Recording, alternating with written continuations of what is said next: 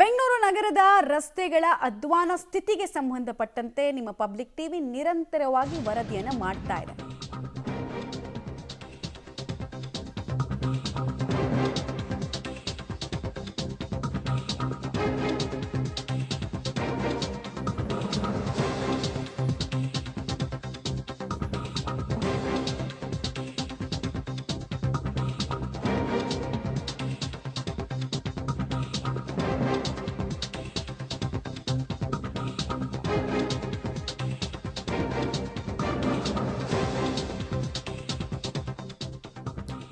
ರಸ್ತೆ ಗುಂಡಿಗಳಿಂದಾಗಿ ಎಂಎನ್ಸಿ ಕಂಪನಿಗಳು ಬೆಂಗಳೂರಿನಿಂದ ಬಹು ದೂರ ಹೋಗ್ತಾ ಇದೆ. ಮುಂಚೆ ಐಟಿ ಸಿಟಿ ಬೆಂಗಳೂರು ಅಂತ ಇದ್ರು, ಸಿಲಿಕಾನ್ ಸಿಟಿ ಬೆಂಗಳೂರು ಅಂತ ಇದ್ರು. ಆ ಹೆಸರು ಶೀಘ್ರವೇ ಬೇರೆ ರಾಜ್ಯದ ಸಿಟಿಗಳಿಗೆ ತಲುಪುತ್ತಾ ಅನ್ನೋ ಪ್ರಶ್ನೆ ಇದೆ. ಯಾಕೆ ಅಂತ ಹೇಳಿದ್ರೆ ದಿನದ ಅರ್ಧ ಭಾಗ ರಸ್ತೆಯಲ್ಲೇ ಕಳೆಯೋ ರೀತಿ ಎಂಪ್ಲಾಯೀಸ್ಗೆ ಆಗುತ್ತೆ. ಎಂಪ್ಲಾಯರ್ಸ್ ಬಯಸಿದ್ರು ಎಂಪ್ಲಾಯೀಸ್ನ ಕರ್ಕೊಂಡು ಬರಕ್ಕೆ ಆಗ್ತಾ ಇಲ್ಲ. ಇನ್ನೊಂದು ಕಡೆಗೆ ಇದೇ ವಿಚಾರವನ್ನು ಎಕ್ಸ್ ಖಾತೆಯಲ್ಲಿ ಸುಮಾರು ಕಂಪನಿಯ ಮಾಲೀಕರುಗಳೇ ಹೇಳ್ತಾ ಇದ್ದಾರೆ. ಬೇಸಿಕ್ ಫೆಸಿಲಿಟಿಗಳನ್ನು ಕೂಡ ಕೊಡ್ತಾ ಇಲ್ಲ, ಟ್ಯಾಕ್ಸ್ ಸಂಗ್ರಹ ಮಾತ್ರ ನಮ್ಮಿಂದ ಆಗುತ್ತೆ. ಆಮೇಲೆ ಕೃತಕ ನೆರೆಯಿಂದ ಒದ್ದಾಡಬೇಕು. ಮಳೆ ಬಂತು ಅಂದರೆ ಮಳೆ ಇಲ್ದಿದ್ದ ಟೈಮ್ನಲ್ಲಿ ಧೂಳನ್ನು ಕುಡಿಬೇಕು. ಟ್ರಾಫಿಕ್ ಸಮಸ್ಯೆಯನ್ನು ಮ್ಯಾನೇಜ್ಮೆಂಟ್ ಮಾಡ್ತಾ ಇಲ್ಲ. ರಸ್ತೆ ಗುಂಡಿಗಳ ಕಾರಣಕ್ಕೆ ಅನೇಕ ಎಂಪ್ಲಾಯೀಸ್ಗೆ ಒಂದು ಗಾಯಗಳಾಗ್ತಾ ಇದೆ, ಇನ್ನೊಂದು ಆನ್ ಟೈಮಿಗೆ ರೀಚ್ ಆಗ್ತಾ ಇಲ್ಲ, ಲೇಟ್ ಲಾಗಿನ್ನು. ಎಂಪ್ಲಾಯಿ ನಡುವೆ ಹದಗೆಟ್ಟಿದ ವಾತಾವರಣ ನಿರ್ಮಾಣ ಆಗಿದೆ. ಈ ಕಾರಣಕ್ಕೆ ಬೆಂಗಳೂರಿನ ಸಹವಾಸ ಸಾಕಪ್ಪ ಅಂತ ಕೆಲವು ಕಂಪ್ನಿಗಳು ಈಗಾಗಲೇ ಶಿಫ್ಟ್ ಆಗಿದೆ, ಕೆಲವು ಶಿಫ್ಟ್ ಆಗುವತ್ತ ಮುಖ ಮಾಡ್ತಾ ಇದೆ. ಇದರಿಂದ ಏನಾಗುತ್ತೆ ಅಂತಂದರೆ ಸ್ಥಳೀಯರಿಗೆ ಉದ್ಯೋಗಾವಕಾಶ ಕಡಿಮೆ ಆಗ್ತಾ ಹೋಗುತ್ತೆ. ಕಳೆದ 9 ವರ್ಷದಿಂದ ರಸ್ತೆ ಗುಂಡಿ ಧೂಳಿನಲ್ಲಿ ಸಾಕಾಗಿದೆ. ಔಟರ್ ರಿಂಗ್ ರೋಡ್ನಿಂದ ಕಂಪನಿಗಳು ದೂರ ಆಗ್ತಾ ಇದ್ದಾವೆ. ಕನಿಷ್ಠ ಮೂಲ ಸೌಕರ್ಯಗಳು ಕೂಡ ಇಲ್ಲ. ರಸ್ತೆಗಳಂತೂ ಅಧ್ವಾನ. ಬೆಳ್ಳಂದೂರು ವರ್ತೂರು ರಸ್ತೆ ಔಟರ್ ರಿಂಗ್ ರೋಡ್ ಬಗ್ಗೆ ಜನಾಕ್ರೋಶ ವ್ಯಕ್ತ ಆಗ್ತಾ ಇದೆ. ಬ್ಲಾಕ್ ಬಕ್ ಕಂಪನಿ ಮತ್ತು ಉದ್ಯಮಿ ಮೋಹನ್ ದಾಸ್ ಪೈ ಕೂಡ ಎಕ್ಸ್ನಲ್ಲಿ ಆಕ್ರೋಶವನ್ನು ವ್ಯಕ್ತಪಡಿಸಿದ್ದಾರೆ. ಸರ್ಕಾರಗಳು ಬದಲಾದವು, ರಸ್ತೆಗಳ ಹಣೆಬರಹ ಮಾತ್ರ ಬದಲಾಗಲಿಲ್ಲ ಅನ್ನೋದು ಇವರ ಮಾತಿನ ತಾತ್ಪರ್ಯ. ಬಿಬಿಎಂಪಿ ಆಗಿದ್ದು ಗ್ರೇಟರ್ ಬೆಂಗಳೂರು ಪ್ರಾಧಿಕಾರ ಆಯಿತು, ಹೆಸರಷ್ಟೇ ಚೇಂಜ್ ಆಯಿತು, ಸಮಸ್ಯೆಗಳು ಹಾಗೇ ಮುಂದುವರಿತಾ ಇದೆ. ಅನುದಾನ ರಿಲೀಸ್ ಆಗುತ್ತೆ, ಬೇಸಿಕ್ ಫೆಸಿಲಿಟಿ ಚೆನ್ನಾಗಿ ಮಾಡ್ತೀವಿ, ಇಲ್ಲೇ ಉಳ್ಕೊಳ್ಳಿ ಅಂತ ಅಂತಾರೆ. ಇನ್ವೆಸ್ಟ್ಮೆಂಟ್ ಮಾಡ್ತೀವಿ ನಾವಿಲ್ಲಿ, ಲಾಭ ತಗೊಳ್ಬೇಕಾ ಅಥವಾ ಎಂಪ್ಲಾಯೀಸನ್ನು ನಾವು ಕಂಪ್ನಿಗೆ ಕರೆಸ್ಕೊಳ್ಬೇಕಾ ಯಾವುದೂ ಗೊತ್ತಾಗ್ತಿಲ್ಲ ನಮಗೆ ಅಂತ ಸುಮಾರು ಜನ ವಿಮುಖರಾಗ್ತಾ ಇದ್ದಾರೆ.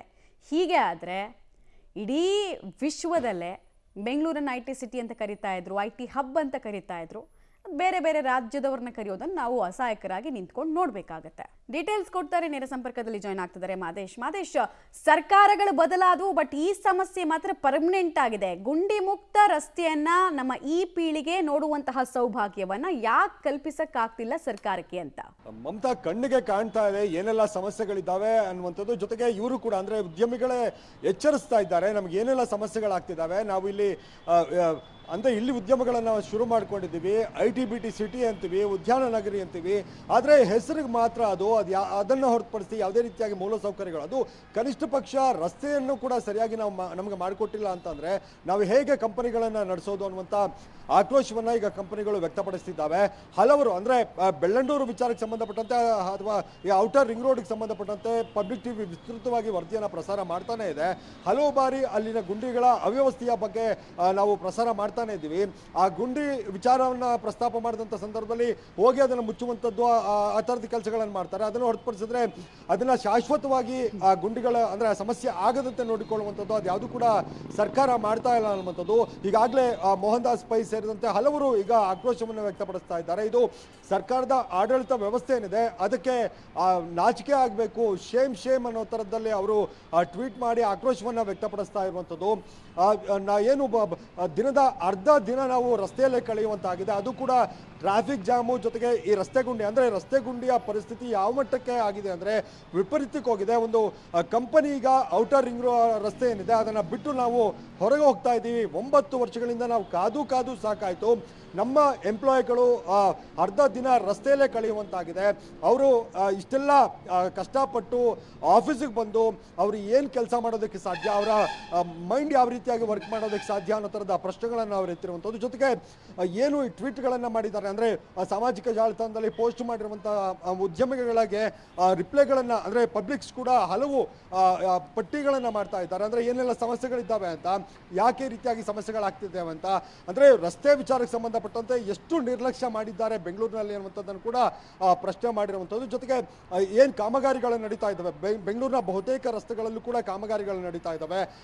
ಈ ಕಾಮಗಾರಿಗಳು ಯಾವ ಮಟ್ಟಕ್ಕೆ ನಿಧಾನಗತಿಯಲ್ಲಿ ನಡೀತಾ ಇದ್ದಾವೆ ಅನ್ನುವಂಥ ವಿಚಾರಕ್ಕೂ ಕೂಡ ಆಕ್ರೋಶ ವ್ಯಕ್ತಪಡಿಸ್ತಾ ಇದ್ದಾರೆ. ಜೊತೆಗೆ ಮೆಟ್ರೋ ಕಾಮಗಾರಿಗಳು ಕೂಡ ತುಂಬಾ ನಿಧಾನಗತಿಯಲ್ಲಿ ಆಗ್ತಿದ್ದಾವೆ. ಅದರಿಂದಾಗಿ ಆ ಎಫೆಕ್ಟ್ ಜನರ ಮೇಲೆ ಬೀಳ್ತಾ ಇದೆ, ವಾಹನ ಸವಾರರ ಮೇಲೆ ಬೀಳ್ತಾ ಇದೆ. ಇದರಿಂದಾಗಿ ಕಂಪನಿಗಳೇನಿದ್ದಾವೆ MNC ಕಂಪನಿಗಳು ಔಟರ್ ರಿಂಗ್ ರಸ್ತೆಯಿಂದ ಬೇರೆ ಕಡೆಗಳಿಗೆ ಶಿಫ್ಟ್ ಆಗುವಂಥದ್ದು, ಕೆಲವರು ಬೇರೆ ಸಿಟಿಗಳಿಗೆ ಶಿಫ್ಟ್ ಆಗೋ ಯೋಚನೆಯಲ್ಲಿ ಇದ್ದಾರೆ ಅನ್ನುವಂಥ ಮಾತುಗಳನ್ನು ಹೇಳ್ತಾ ಟ್ವೀಟ್ ಮಾಡಿರುವಂಥದ್ದು.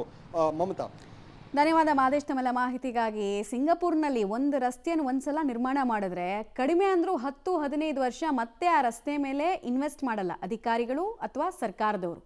ಆದರೆ ನಮ್ಮಲ್ಲಿ ವರ್ಷ ಪೂರ್ತಿ ರಸ್ತೆಯನ್ನು ಅಗಿತಾರೆ, ವರ್ಷ ಪೂರ್ತಿ ರಸ್ತೆ ನಿರ್ಮಾಣ ಮಾಡೋದ್ರಲ್ಲಿ ಕಳೆದು ಬಿಡ್ತಾರೆ. ಇನ್ನೇನಾಗುತ್ತೆ ಕಂಪ್ನಿಗಳ ಕತೆ? ಪಕ್ಕದ ತೆಲಂಗಾಣ, ಆಂಧ್ರ ಪ್ರದೇಶ, ತಮಿಳುನಾಡು ವೆಯ್ಟ್ ಮಾಡ್ತಿದ್ದಾರೆ. ಕರ್ನಾಟಕದಿಂದ ಯಾವ ಕಂಪ್ನಿಗಳು ಹೊರಗೆ ಕಾಲಿಡ್ತೀವಿ ಅಂತ ಆಲೋಚನೆ ಮಾಡ್ತಾರೆ. ರೆಡ್ ಕಾರ್ಪೆಟ್ ಹಾಕಿ ನಿಮಗೆಲ್ಲ ಫೆಸಿಲಿಟಿ ಕೊಡ್ತೀವಿ, ಬನ್ನಿ ನಮ್ಮಲ್ಲಿ ಉದ್ಯೋಗ ಸೃಷ್ಟಿ ಮಾಡಿ ಅಂತ ಕೇಳ್ಕೊಳ್ತಾರೆ. ಪರಿಣಾಮ ಏನು? ನಮ್ಮಲ್ಲಿ ಇಂಡಸ್ಟ್ರಿಯಲ್ ಏರಿಯಾಸ್ ಅಂತಿದ್ವಲ್ಲ, ಅದೆಲ್ಲವೂ ಅಲ್ಲಿ ತಲೆ ಎತ್ತಿದೆ. ಕಾರ್ಪೊರೇಟ್ ಕಂಪ್ನಿಗಳು ತಲೆ ಎತ್ತಿದೆ.